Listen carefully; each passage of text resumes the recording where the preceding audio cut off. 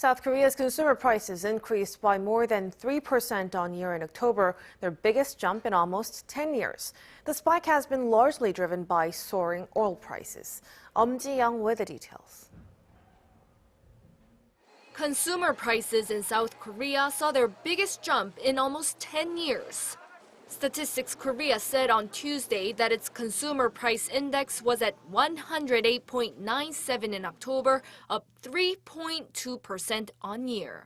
It is the first time the CPI has gone above 3% since 2012 and is far higher than the government's target of 2%.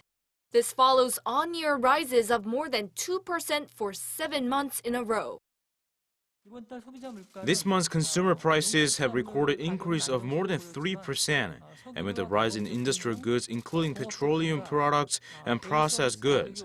Public service prices were also up this year due to the base effect of the phone bill subsidy given out in October last year as part of the COVID-19 relief funds.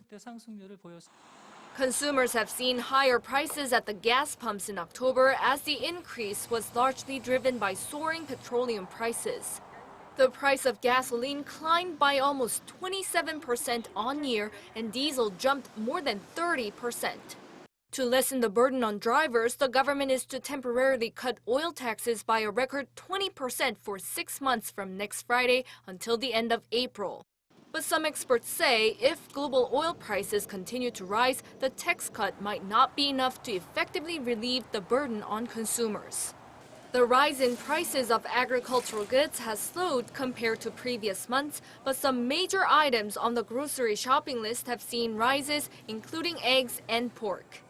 An expert said the rise in consumer prices is due to a supply bottleneck, but prices are anticipated to rise further as consumers are expected to spend more under the government's Living with COVID-19 scheme. The government's initiative to boost spending, including relief funds and coupons, will raise liquidity, which will in turn lead to a rise in consumer prices. He added that in order to stabilize prices and control liquidity, the central bank might need to raise interest rates. Eum Ji-young, Arirang News.